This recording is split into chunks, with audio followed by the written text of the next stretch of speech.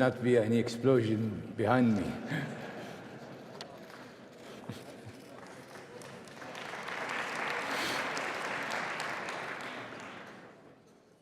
I shall try to provide more excitement, but probably the excitement I have is enough to explode the entire room. So watch out. Well, first of all, I'm very grateful for the opportunity. I've always thought that the very particularity of Saudi Arabia today is having to demonstrate how a government and actually put together an exemplary approach for what a government can do if we all, as government agencies, learn how to work together. Not only with each other, but I always call it and will continue to call it the ecosystem. And the ecosystem also engulfs corporate, state-owned enterprises, even partners. Because after all, none of us can succeed, again, working as a silo or in a silo.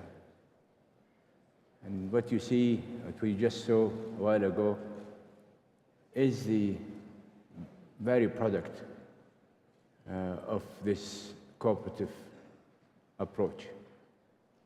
And some more, we have seen it in Activa 2 days ago, and more that we have seen before, and more important, what you will see in the future.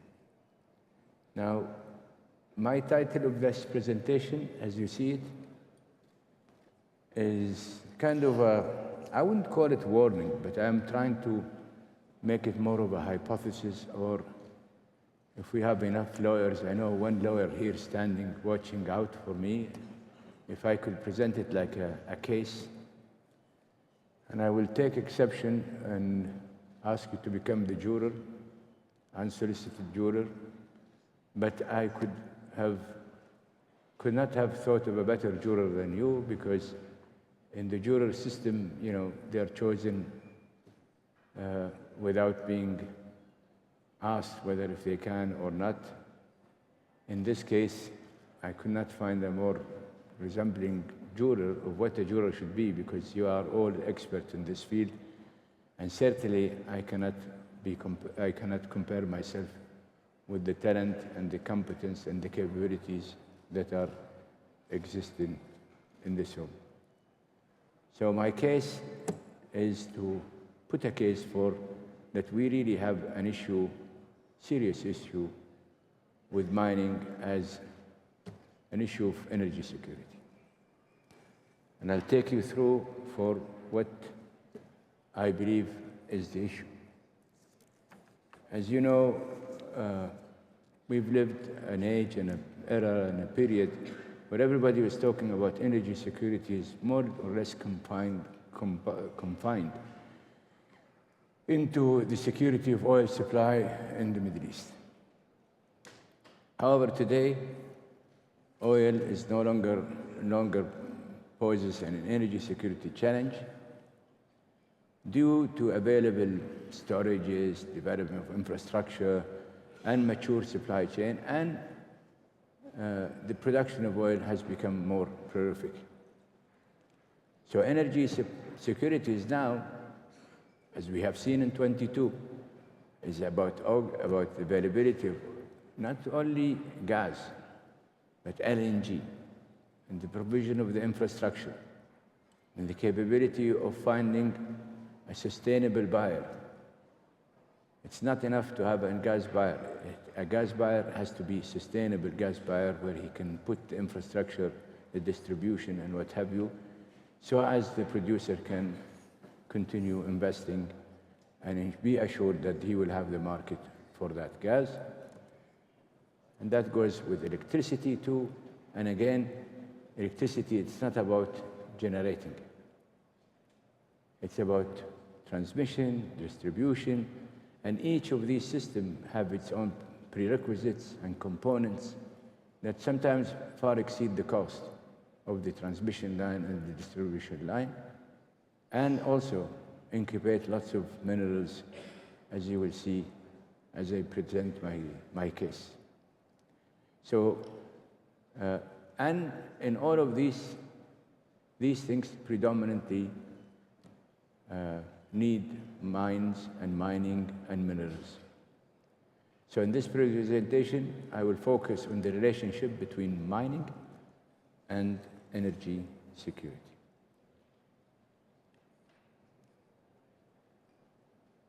Here you go.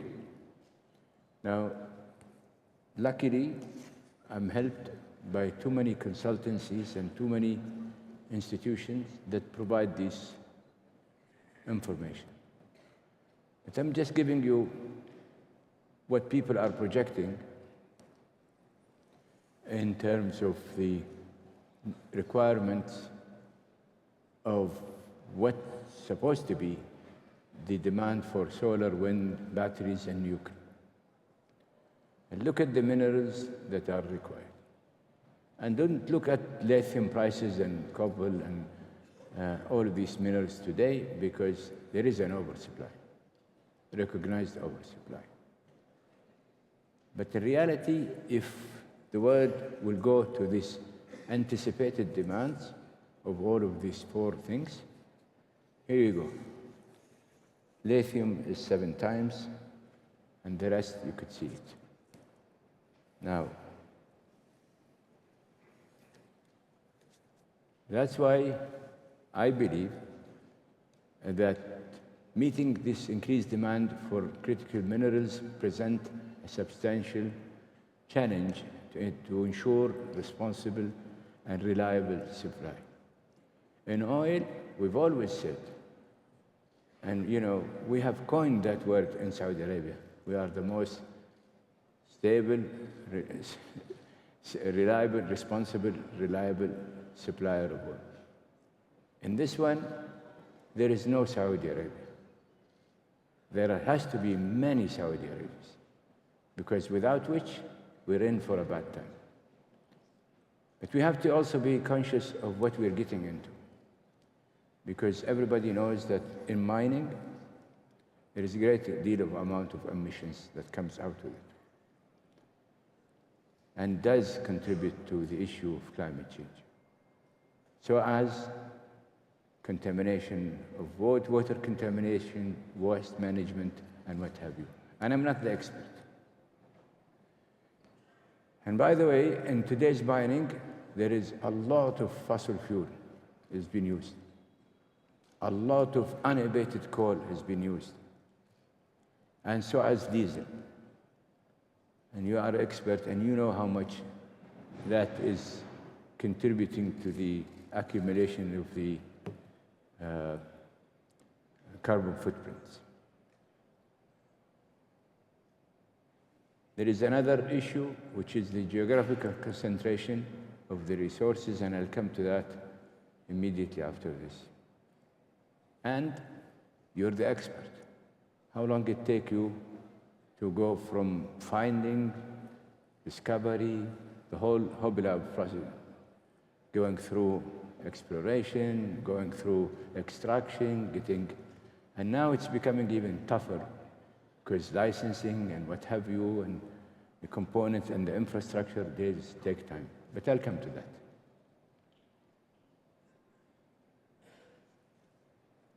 And there is, and you will see it, a global race to have access to or secure these critical minerals. So if you think that we are alone as Saudi Arabia, or somebody else is alone, that's not the reality, and I'll show it to you.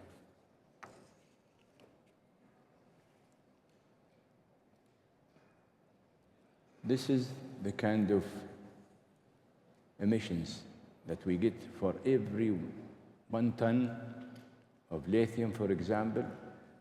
You're getting 15 tons of carbons, and the rest goes on.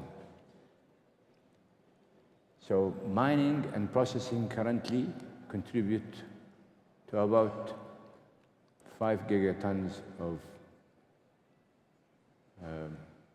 carbon dioxide, corresponding to 12% of the annual global greenhouse gases. Mining and processing also are difficult to decarbonize, and they primarily rely on coal, as I was saying. And to produce 1 ton of lithium, as I said, you will be emitting 15 million tons of greenhouse gases. Significant growth in mining and processing activities will result in higher emission unless we figure out a way of how can we attend to this challenging issue, because otherwise we will be electrifying using processes that will negate the purpose of its creation, which is reduction of emissions.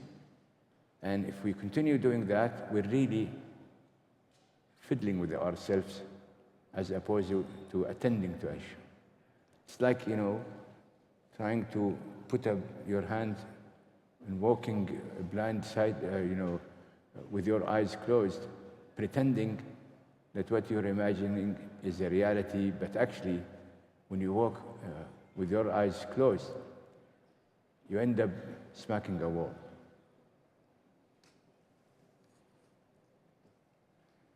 Now, the other issue, the concentration, be it in extraction and be it in processing.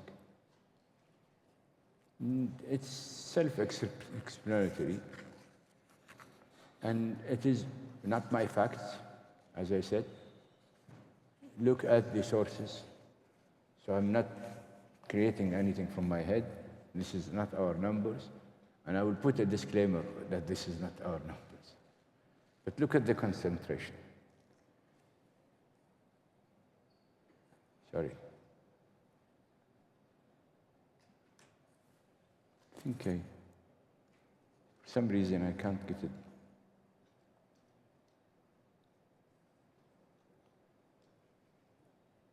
Look at the concentration that you have here. And ask yourself, and I'll come to that because I have a nice number to show. Duration of how long you get it from one A to Z. In fact, I checked with my good friend Khalid last night just to verify the numbers. I think, Khalid, you concur that we moved from 13 years to about 18 years processes. I'm not the expert, and you are the juror, so I rely on you.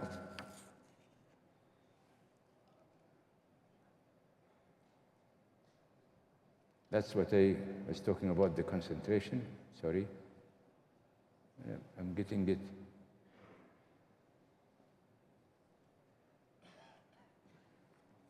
Here you go. People think that they are the only party that are trying to source for these minerals. We have not, as Saudi Arabia, I believe, we have not published our critical mineral list.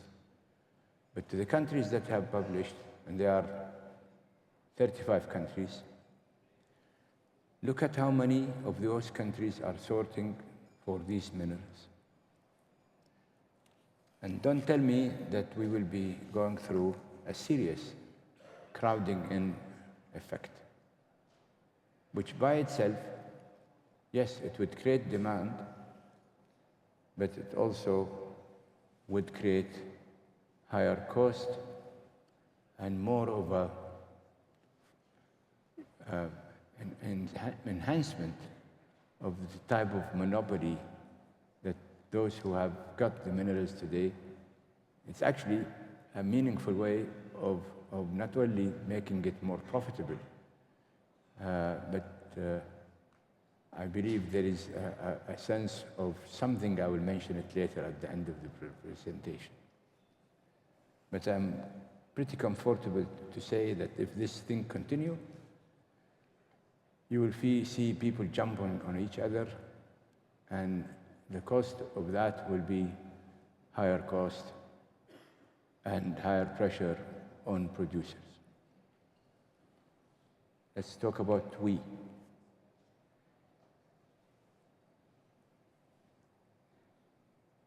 We are transitioning as Saudi Arabia.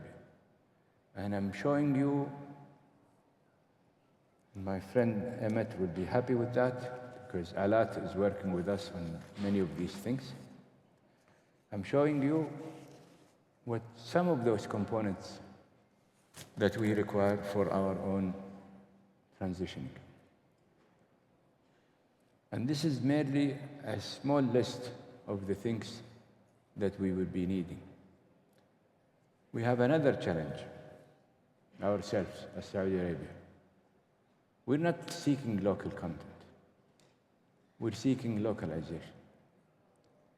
And I presented this chart in Activa just to showcase the difference between local content and localization. And the difference is two sub-processes, which is the manufacturing of the subcomponents and sorting out for raw materials. So our challenge is more intense, but more rewarding, because we will meet the big challenge, which is the mining energy security.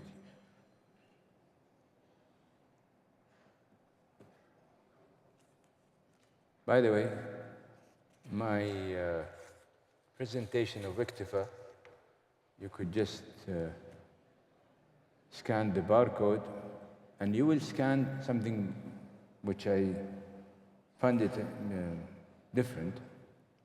And I would thank our people, those who are working with us on the localization program, that they have assembled the second barcode, where we will show you piece by piece, equipment by equipment, what we are targeting, and you could deduce from that how much minerals we'll be using.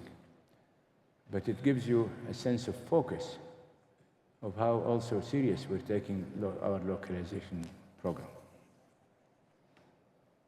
More scary thing for us. This is our challenge. We, us as Saudi Arabia, just to meet our localization program for these certain quests or renewable, just on renewable, and the component of the renewable and the electricity sector. Look at how much minerals we would need.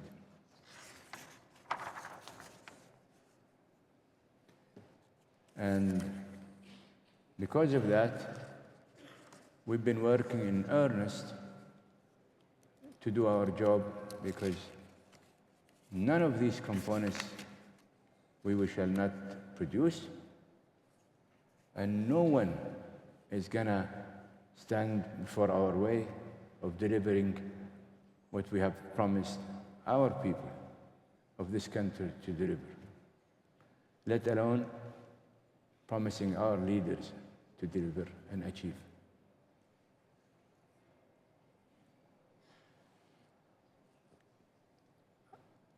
It is not my job to talk about it, and I'm glad that Bob and Khalid had talked about it, and others, including Aramco. You know, Nasser Naimi is a good pal, a good friend. And Nasser had, as you heard him, had a cranky voice. And his crankiness, voice crankiness, comes from the many talks that we have with them on conference calls and video conferences. But I'm very glad and I'm honored to see Aramco at this stage working on something, you know, because we used to say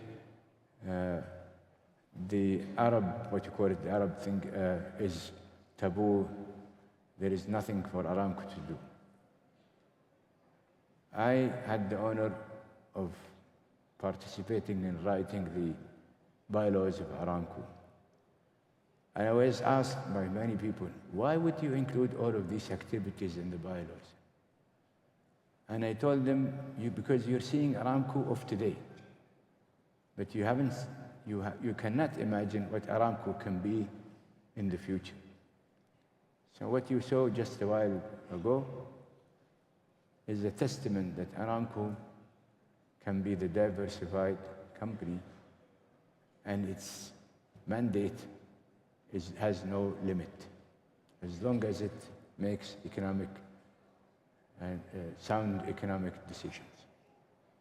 However, Bob was talking about Manara simply because it was a product by Ministry, PIF, and the Ministry of Industry, of course, because we are humble people.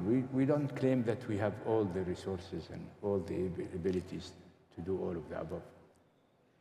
So we've created Manara to ensure that we can reach out to the resources that we need. See, that's the difference. We have our own particular list. We know exactly what minerals we know. Now we are working on figuring out what minerals we can produce here, and we're not shying from saying we don't have it, and we would like to source it from somewhere else. But we have to be doing it as fast and furious as possible.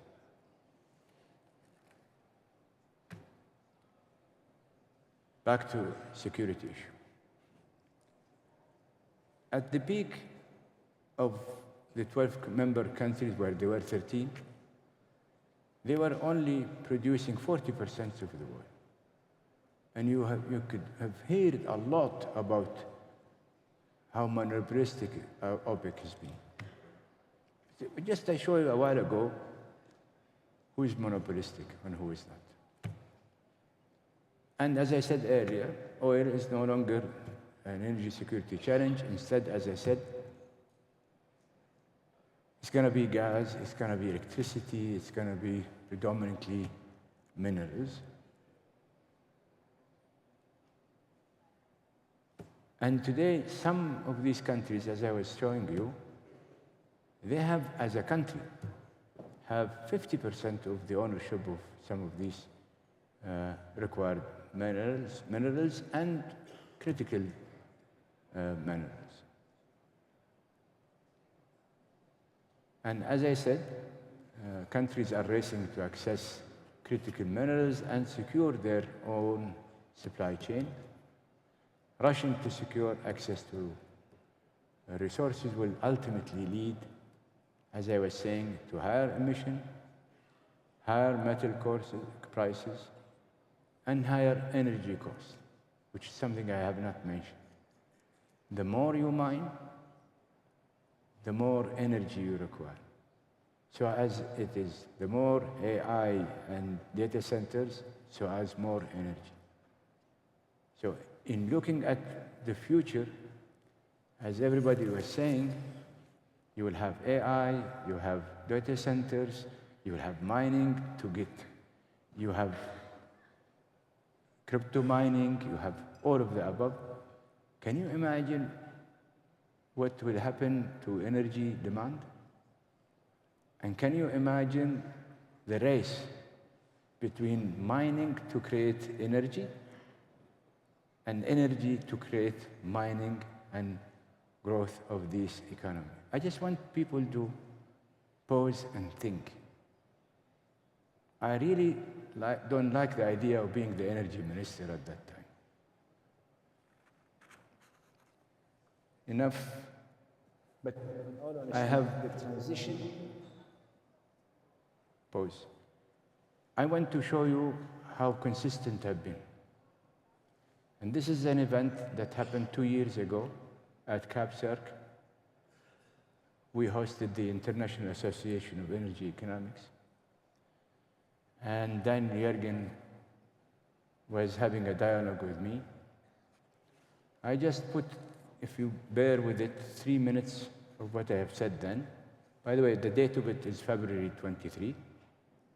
Now, I'm not going to be upsetting people and remind people of what I said in June 21 when I mentioned that lost in translation now, the La La Land scenario.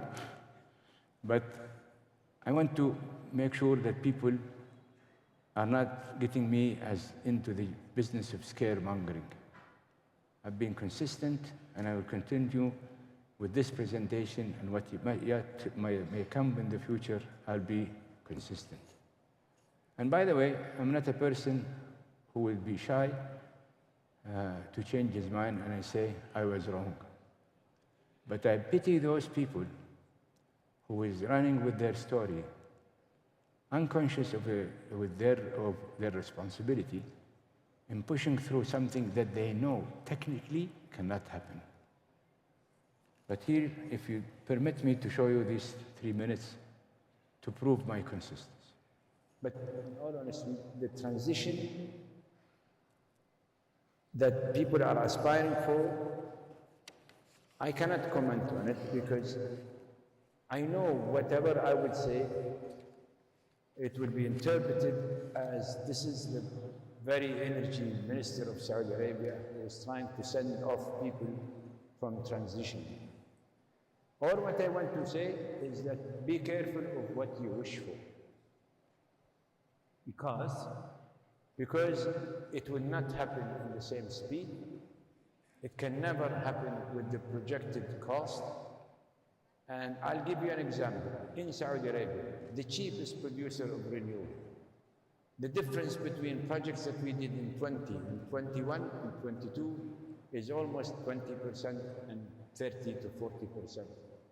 Can you escalate with all the transitioning that will happen? And by the way, it is not just going to be on producing electricity. It will be wiring for the electricity. It will be the transmission line. It will be the distribution lines. It will be the hydrogen and what hydrogen requires in terms of materials. It will be the facilities that will be built to export hydrogen or even distribute domestically hydrogen. It will be the carbon sequestration and what it requires.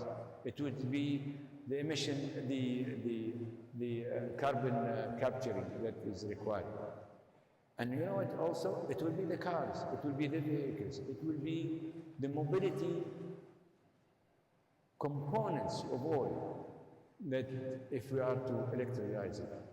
And I ask everybody, how much it would cost? How much competition will be there competing over the same resources?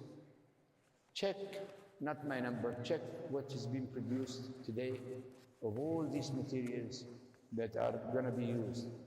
See how much is available. See how much it would take to make more available. And what would be the world capacity of availabilities even of the resource itself. And I would have to say, for the purpose of completeness, who is the owner of these resources and who is going to manage the markets of these resources?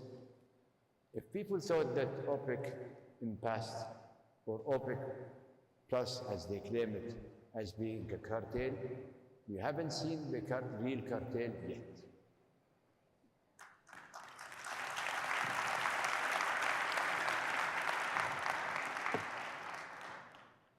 Well, because of that, Saudi Arabia is determined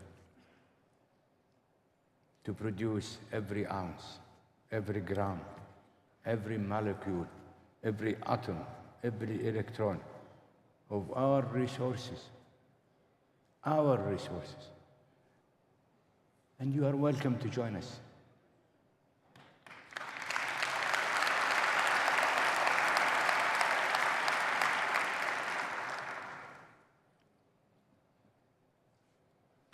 This is the finale of my hypothesis, my case. It's my case, and I'm the lawyer for it, and I believe in that. Energy security, affordability, and sustainability depends on urgent, collective, and inclusive effort to address critical mineral challenges. And that's why we're here. And that's why we have this gathering every year. And that's why we invite you to be part of our own responsible way of attending to the real issue, not walk blindly into a crisis that we knew ahead of time that we could have mitigated it.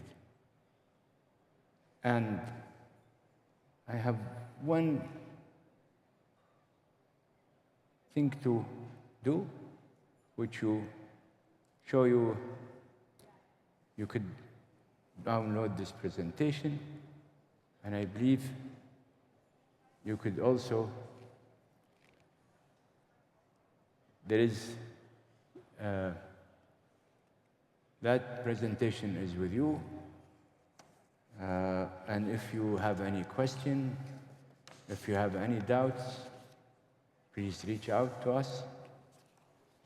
But again, as a lawyer, I would have to tell you I rest my case, and you're the juror. Thank you.